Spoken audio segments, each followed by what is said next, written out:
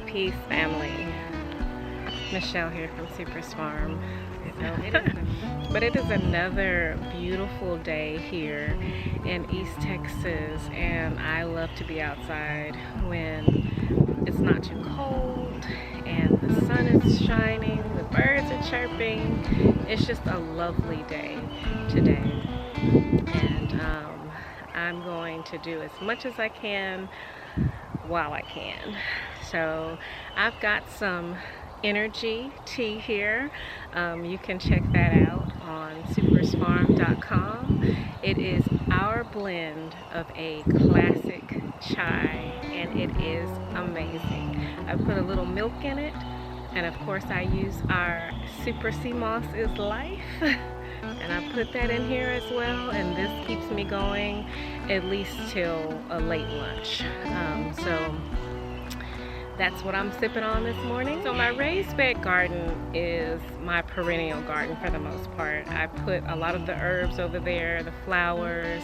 I have my asparagus growing there, and the strawberries and the blueberries and all the berries are over there. I do have one fig tree in there, one plum tree in there, as well as I have a guava. I was like, what else is over there? I have a guava. Oh, you know what? And I have a calamundan in the raised bed garden. So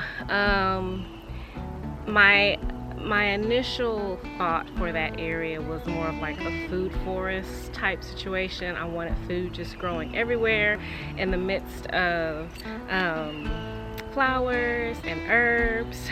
So it's just a hot mess. I have affectionately and lovingly called that area my hot mess area. I love it. I'm not saying that like I don't love it. I do love it. I love my hot mess, and I see the potential. But anyway, I'm still trying to sort out like where I want certain things to go. So anyway, guys, I'm gonna finish my tea, and we'll get going. Thanks for joining.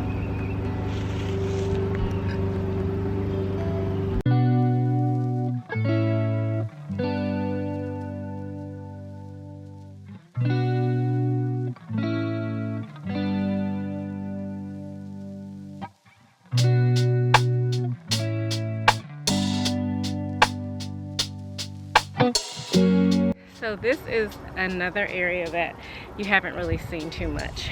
This was where we had our pallet greenhouse. You can see the ground cover. Here, get a little closer. Let me bring it in a little closer. See, that's where, excuse me, the greenhouse stood on top of this ground cover. So now I am tasked with doing something with this area, and I definitely want another greenhouse. I don't know if it's gonna go in the same location. I really don't know. It would make sense for it to go here. This is a really good south-facing side of the property, and it does get full sun. I have 2 peach trees here, and let me show you that. I hear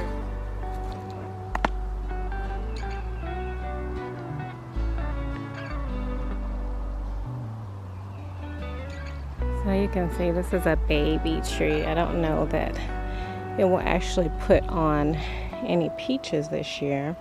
This would be our 2nd year having this peach tree, and this is a new peach tree that we ordered, and we ordered it from Stark Brothers, and this is a Texas Star peach tree, and we just put this one in the ground. This is our 1st year having this one. This is a giant Fuyu persimmon, and it is this it went through this pot. This is actually rooted in the ground. So I think what I'm going to do is dig out around the base of this pot so that you know, I don't need that pot anymore. This tree is fully rooted. and I have a huge ant bed in the pot. And I bought this LSU fig here, and it is starting to put on new growth as well down there, from Stark Brothers, the LSU fig. I don't have it figured out, okay? We are new homesteaders. I have 101 dreams and ideas and things that I want to do that my skill set is very limited to doing. I'm figuring so much out as I go. And you know, the purpose of our YouTube is to document the journey, and I'm going to try to keep a tight grip on my overthinking and not get overwhelmed and not think about all of the things that I need to do and that I want to do, but I'm going to keep laser focus on the task at hand, which is planting. Thanks for joining again. Let's get these trees in the ground.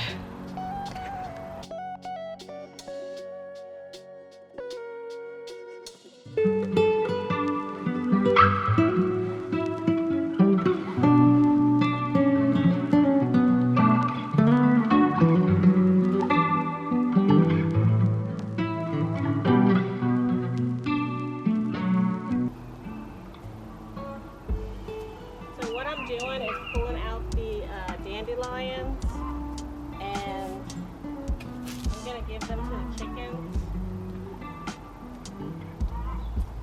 The dandelions and the clover.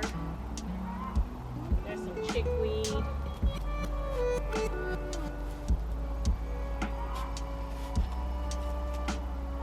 The chickens will appreciate that.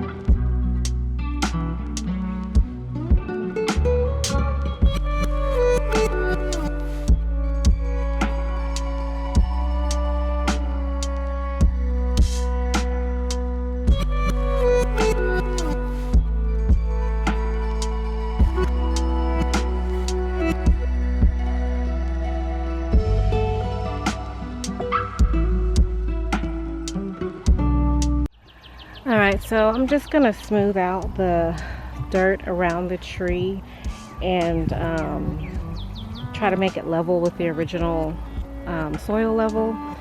I don't want, oh, hit the camera. I don't want to like shock the tree or, you know, traumatize the tree. I try to really minimize as much root disturbance as possible, but I'm satisfied with you know, as much as that pot that I got off of the tree. Underneath the tree there's still some pot remnants there, but I feel like it's so minimal that it shouldn't hinder the tree growth or anything like that. Now it's just not an eyesore.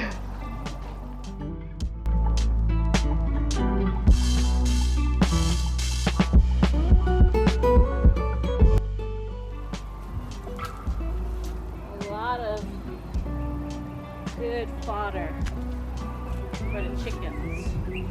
Don't think of them as weeds. Think of it as eggs.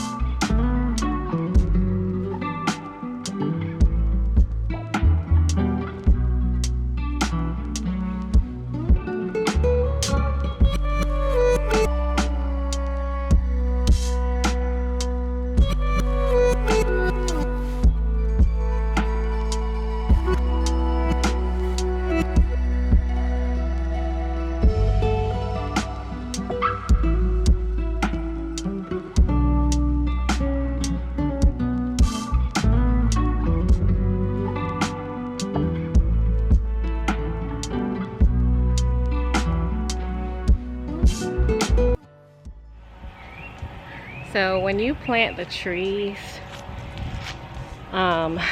you can see this tree is already starting to wake up. See the little green growth there? So you really want these trees to be in the ground. Actually, ideally before they wake up, but now, like right now is the time for this one. No later than now. But when you plant them, you don't want to plant them any more deeper. Like you don't want the soil to go any higher than the previous soil level. So what we're going to do is just put the pot in the hole that I dug to kind of see if I need to dig further. And I'm actually right on. I'm right spot on. Okay. Now you can see I have a little pot of eggs here, and what I do when my eggs start to go bad is drop eggs in the hole of where I'm going to drop the tree. I put eggs in there.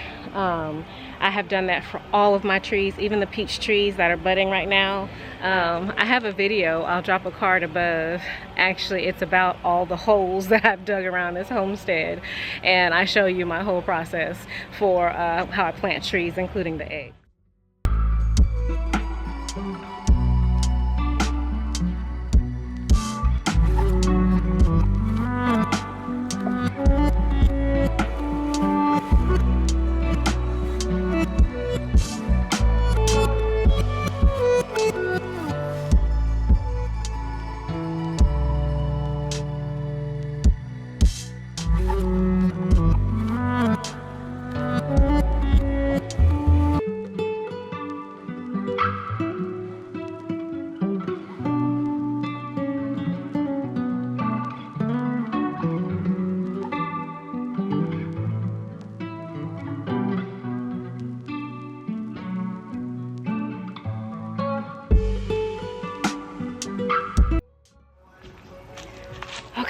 Ooh-wee. Starting to warm up out here. And you know I'm layered. But I will, like I said, I'll go through and I'll put the plastic ring around the trees. I can't do that right now because I actually need to get more. I ran out with the last persimmon tree. Alright, so I think that is all of our trees. Nope, I'm lying. I have another plum tree that I need to put into the raised bed garden area. Right now, Super is breaking down the duck pen, which is right adjacent to my raised bed garden. and he's moving it over by the geese. So the ducks will be next to the geese on the other side of the property. We've been having problems with maintaining the duck pond, and it's a concern because, you know, ducks need water. Ducks need a pond. It's how they're able to like digest their food. Oh, a huge blue jay. Excuse me. There's a huge blue jay in that tree. I know as soon as I turn the camera around, it's gonna fly away. Squirrel. And the ducks need the pond because, like I said, that's how they mate. It's how they are able to digest their food. They're a waterfowl. They need water.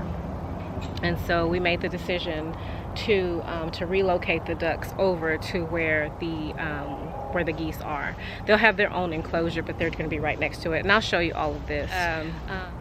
So when I go over there to show you where I'm going to put the plum tree, I'll just kind of peek over there and show you, you know, what that situation is looking like. I have another plum tree over there. That's why I wanted this new plum, because I feel like they would do well together.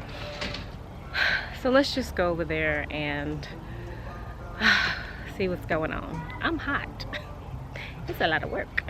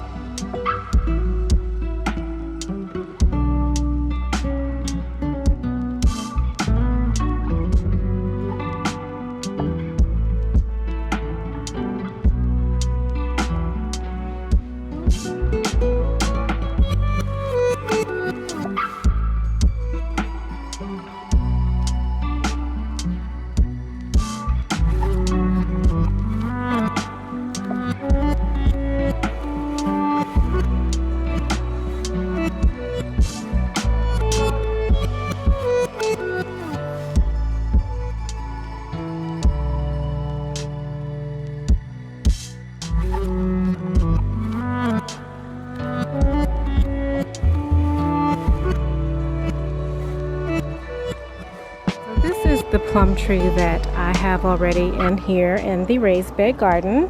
It is called an Ozark Premier Plum, and I got this from our local feed store. Unfortunately, my battery did die, so I couldn't show you in real time me planting the new plum tree, but here she is.